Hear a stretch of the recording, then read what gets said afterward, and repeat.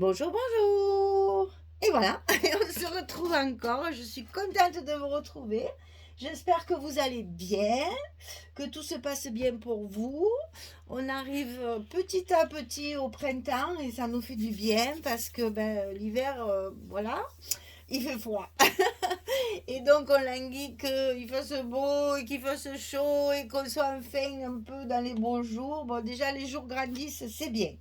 Alors, aujourd'hui, on se retrouve pour quelque chose d'un petit peu particulier. C'est qu'il y a une association de loisirs créatifs près de chez moi qui m'a contacté pour que je leur fasse un atelier. Et elles veulent faire un album façon Michel dans cette journée d'atelier. Donc, on a une seule journée et un petit budget. Alors, je précise parce que du coup, on a très peu de papier. Et donc, du coup, il a fallu sortir un projet avec ce genre de quantité. Donc, j'ai voulu quand même faire un format confortable pour pas avoir un petit truc minuscule, pour pouvoir mettre des photos 10-15 toujours dans l'objectif de mettre des grandes photos, enfin des photos normales, standards. Et puis ensuite, de pouvoir avoir un album quand même qui se tient et qui est, j'allais dire, un bébé de chez moi. Hein, j'aime bien les albums qui soient quand même construits. Donc, on peut mettre dans cet album une vingtaine de photos. Alors, je vais faire ces vidéos pour que ça serve de tuto à la fois pour tout le monde, hein, puisque j'ai l'habitude de faire comme ça, mais aussi pour celles à qui je vais faire l'atelier, parce que si dans la journée on n'a pas le temps de le finir, elles auront au moins la possibilité de pouvoir voir tout ça en images et d'avoir un support vidéo pour pouvoir continuer à loisir leur décoration, leur tamponnage, etc.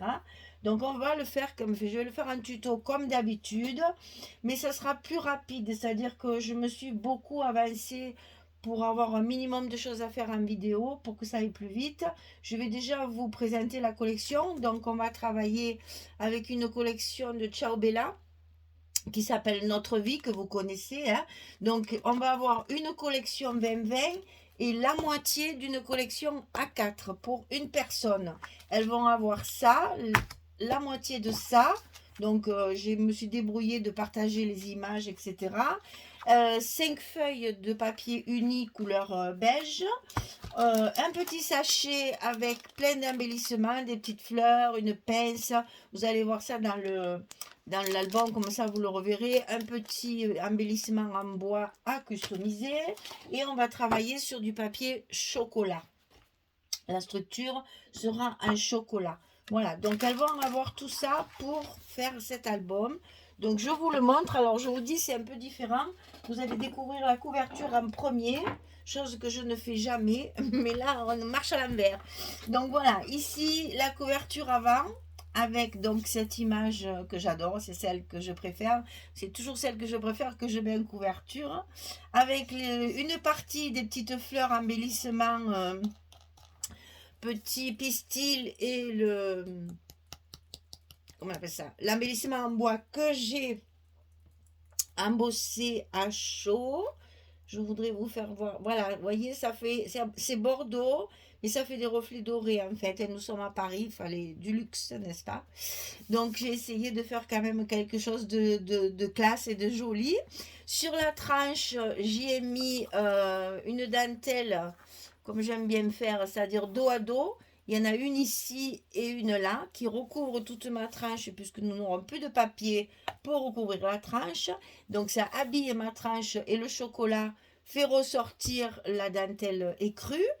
Elle vient d'abord ici et puis l'autre partie est ici avec l'autre image du métro parisien avec une espèce de café-brasserie là qu'il y a très souvent dans les rues de Paris.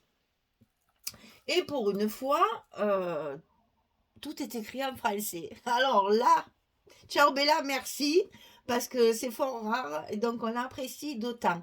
Alors, mes couvertures, comme mes pages ici font 20-20, donc c'est du 20,3 sur du 20,3, c'est dur à le dire, j'ai maté avec de l'écru et avec encore du chocolat pour récupérer les centimètres qui me manquaient pour remplir ma couverture, puisque mes pages sont à la dimension de ma collection, mais les couvertures sont forcément plus grandes. Donc j'ai triché pour avoir un cadre pour pouvoir agrandir mes images.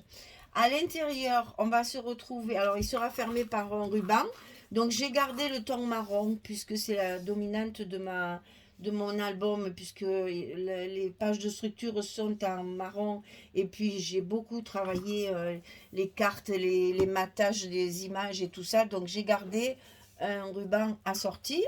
Ici sur les couvertures, donc toujours pareil, il y a très peu de papier, donc là on triche et on s'amuse en plus, c'est-à-dire que j'ai mis un fond avec les pages unies, avec les cardstock unis, et j'ai habillé ma page, donc avec de la dentelle ici sur le côté, et une superposition d'images et de petits mots en français qui sont dans la collection.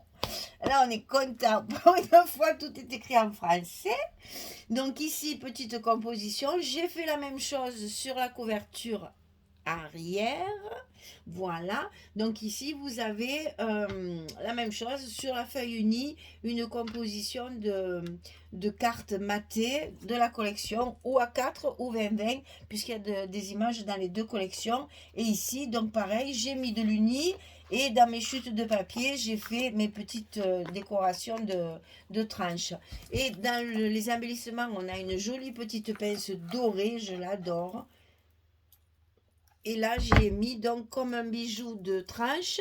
Tout ça, c'est dans le kit. Enfin, dans le kit. Oui, c'est un kit finalement. Je dis ça parce que ça vient de chez Corinne, bien sûr. Hein. Je profite de faire la publicité de Corinne Egliner qui m'a fait un colis absolument exceptionnel avec plein de petites décorations dans le petit sachet d'embellissement.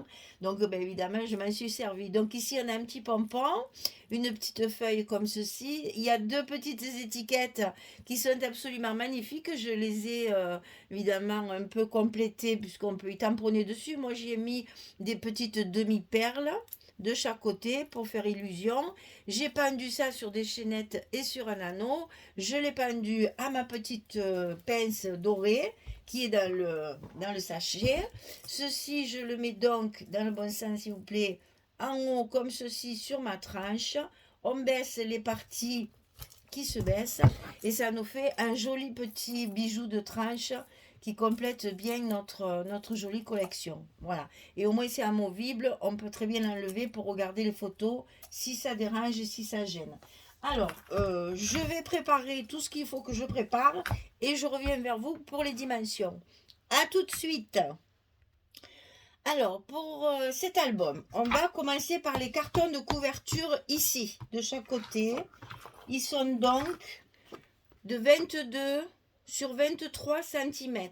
Et ça, bien sûr, on le fait deux fois. 22 c'est en hauteur et 23 c'est en largeur. Puisque nos blocs, il faut, avec l'accordéon, il faut toujours un petit peu plus. Donc 23 sur 22, on le coupe deux fois. La tranche, elle sera de 4 cm sur 22 de haut. Donc on a 4 cm en largeur puisqu'on n'a que deux blocs et 22 comme ceci. Pour l'accordéon ici, toujours un accordéon double, comme il n'y a que deux blocs, il fera 20,6 sur 26.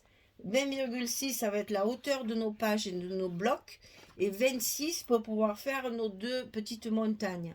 Donc 20,6 sur 26. Pour le papier qui va recouvrir la couverture ici, puisque je recouvre toujours tout en marron, en couleur chocolat, hein, je recouvre toute ma couverture, il faudra couper un papier de 28 cm sur 57 de long, 28 sur 57. Pour ce qui est de recouvrir les deux couvertures intérieures qu'il faut placer après avoir collé notre accordéon, elles feront 21,7 sur 22,7 et il faudra le couper également deux fois puisque nous avons deux couvertures. Ensuite, pour nos blocs, ici, il faudra couper 43,2 sur 20,6 et du côté 43,2, on va plier à 20,6, à 41,2 Il va vous rester les 2 cm pour la languette. Donc, voilà l'image. 43,2 sur 20,6. On plie à 20,6. On plie ici à 41,2. Et on a les 2 cm pour coller notre bloc et le fermer. Et avoir notre premier bloc, la page 1, la page 2. Et ça, on le fait 2 fois, puisqu'il y a 2 blocs dans l'album. Au niveau des fournitures, donc il faudra de la dentelle, il faudra du ruban, il faudra de la ficelle aussi pour faire des fermetures de pages, il faudra 4 brades, 12 aimants et 2 flippettes. Voilà, je vous ai tout marqué, comme ça vous avez tout le récapitulatif de toutes les fournitures, à part le scotch, la colle, les ciseaux, le machin, hein, ça vous le savez, mais disons les fournitures spéciales qu'il va falloir pour monter nos pages. Voilà, là vous savez tout. Alors maintenant que ça c'est monté, c'est fini, je vais recouper encore un petit peu pour vous préparer la page 1 et 2 qu'on va faire ensemble. À tout de suite. Voilà, donc nous allons commencer par fermer notre bloc. Donc pour fermer le bloc, rien de plus simple. On met la colle ou le scotch sur la petite languette de 2 cm qui nous reste après avoir plié le bloc. Et on n'a plus qu'à le fermer comme ceci. Et on n'oublie pas de bien marquer les pliures ici pour pas que nos blocs soient trop ouverts, hein, que ce soit bien à plat. Donc ici, la structure est très simple. C'est à la portée de tout le monde. J'ai joué après sur la décoration et sur les emplacements photos.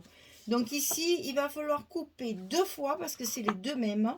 On va en mettre un à droite et un à gauche. Je ne me suis pas trompée au moins.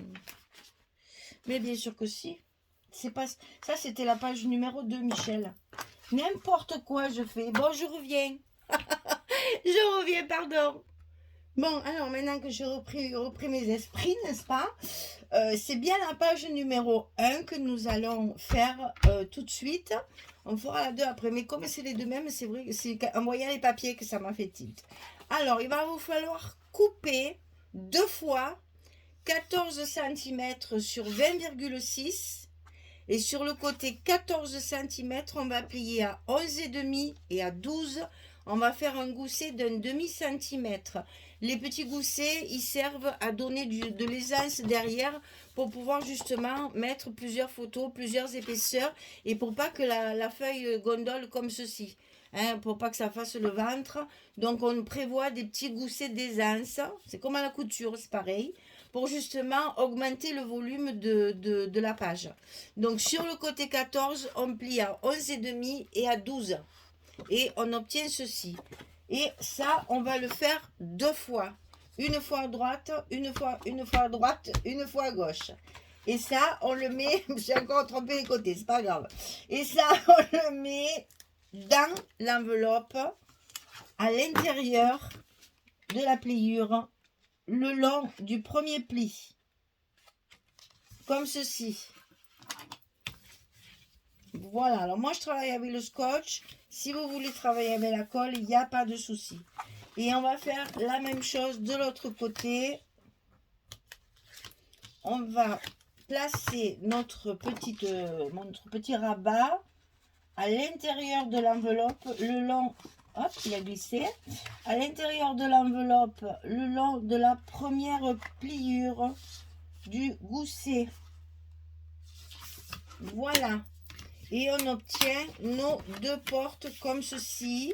Et comme vous le voyez, on va les fermer avec des aimants. Donc pour mettre les aimants, vous savez comment il faut faire. On met les 3 premiers sur la partie dessous, comme ici. Et après, avec le scotch à l'envers, on remet les aimants par-dessus, comme ceci. J'en ai mis 3 pour plus de maintien. Si vous avez de bons aimants, 2 ça suffirait, mais moi je trouve qu'ils ne ferment pas assez, alors je suis généreuse. Et là on fait attention à ces goussets, de pas trop les écraser, de les laisser bien en place pour qu'ils gardent leur fonction d'aisance. On colle nos petits scotch et nos aimants vont être collés de l'autre côté à la bonne place. Et bien entendu, on y fait un petit coup de plioir pour leur dire vous pouvez plus partir. Voilà. Et donc c'est comme ceci qu'elle va se fermer. Très simple. Rien de plus simple. Donc pour la page de dessus, j'ai utilisé cette page là où il y a le peintre avec les petits oiseaux. Donc d'un côté ça, de l'autre côté ça. Pour que notre page puisse se compléter et être bien en face, ici, vous avez vu, il manque un morceau. Donc, dans ces cas-là, on met une chute de papier ici. Et pour faire la jonction des deux et éviter que ça tape à l'œil, comme on dit, on fait une petite bordure avec une perforatrice. Ça coupe le côté coupé du papier, justement, et en même temps, ça garnit. Et quand vous allez fermer votre page, elle ne se verra pas, cette petite bordure, et vos images vont se reconstituer normalement. Ensuite, ici, de chaque côté, ici, j'ai prévu un emplacement photo. Donc, avec le papier écru qui est prévu dans le lot. Et ici, une petite chute de papier. Et vous verrez, j'ai déjà mis les décorations et les tampons parce que je veux arriver à faire deux vidéos seulement pour tout l'album. Voilà, et ça, on le fera de chaque côté. Allez, je vous colle tout ça et puis je reviens vers vous pour vous montrer ce que ça donne à la fin. Et on fera la page numéro 2 également aujourd'hui ensemble. À tout de suite. Voilà, la page numéro 1 est terminée. Donc, vous voyez, très simple. Tout vient du papier et de la décoration. Donc, petits mots, deux petites fleurs. Tout ça est prévu dans le petit package pour l'association. Donc, ici, mes deux emplacements photos avec les chutes de papier. Et ici, un stop fabriqué avec les images que nous avons dans la collection A4 et que j'ai maté bien entendu. J'ai retravaillé le tag avec de la dentelle, une petite ficelle. Ma ficelle, elle est collée sous le petit mot, comme ça la petite gaze ne se défera pas. Tout va rester en place et la carte faite avec des chutes de papier pour mettre deux photos bien entendu. Donc ici on voit qu'on a déjà 4 photos à placer et vous savez qu'ici chaque fois je vous le dis, on peut très bien ajouter une photo sur la page comme ceci derrière la carte, ce qui fait qu'on peut toujours, quand je dis une vingtaine de photos, on peut toujours en rajouter après. Ça c'est au goût de chacun. Après, vous voyez, pour vos albums, vous faites comme vous voulez. Voilà, donc ça, c'est la page numéro 1. On va passer à la page numéro 2, c'est-à-dire celle de l'autre côté, bien entendu. Je fais un petit aparté. Souvent, quand on me demande pourquoi vous travaillez avec du scotch, est-ce que votre papier au milieu ne se décolle pas, est-ce que, etc., etc. Mais il faut savoir que je ne mets pas forcément du scotch que sur les bords. Quand mon papier est grand comme ici, j'en mets également ici. Et si le papier est maintenu à 4 endroits, je vous prie de croire qu'entre chaque, ça ne bouge pas, ça ne gondole pas, ça ne glisse pas, ça fait rien. Bien sûr, quand c'est des petits morceaux comme ça, je ne fais que 4 morceaux de scotch, c'est-à-dire je fais que le tour. Mais dès que j'ai une grande surface, j'en mets aussi au milieu. Comme ça, mon papier, il adhère bien sur toute sa surface. Ça, c'est une question qu'on me pose souvent parce que celles qui utilisent la colle ont l'habitude d'en mettre bien partout. Même quand j'utilisais la colle, je n'ai jamais rempli tout ça de colle. Je mettais tout au bord et un petit peu comme ça au milieu. Je n'ai jamais... Sinon, il vous faut des tonnes de colle pour les albums.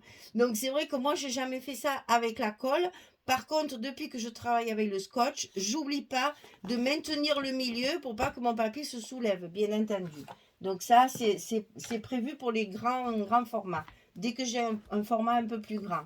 Alors, donc nous allons attaquer la page numéro 2 et vous allez voir, elle est exactement la même que celle-ci, mais les rabats seront en bas et en haut. Ils vont s'ouvrir comme ceci. Donc c'est exactement la même dimension. On est sur du 14 sur 20,6 et du côté 14, on plie à 11,5 et à 12 pour faire aussi un petit gousset. J'ai toujours pas changé mon crayon blanc, désolé, pas eu le temps encore d'y aller. Parce que malheureusement, je ne trouve pas ça ici. Il faut que j'aille sur Avignon et j'y vais pas tous les jours. Alors, donc, il faudra attendre encore un petit peu. Donc, sur le côté 14, on plie à 11,5 et à 12. Et donc, ça me fait mon petit gousset. Et ça va se coller sur le bloc. Ici et ici. C'est exactement la même chose, mais au lieu de le glisser à l'intérieur de l'enveloppe, puisqu'on est sur le haut et sur le bas, on va le coller par-dessus et au bord de notre bloc. Mais c'est pas sur mon doigt qu'il faut coller, c'est sur la page. Voilà. Ici en haut, et quand on a bien collé, on remet vite notre petit gousset en place. On fait la même chose en bas.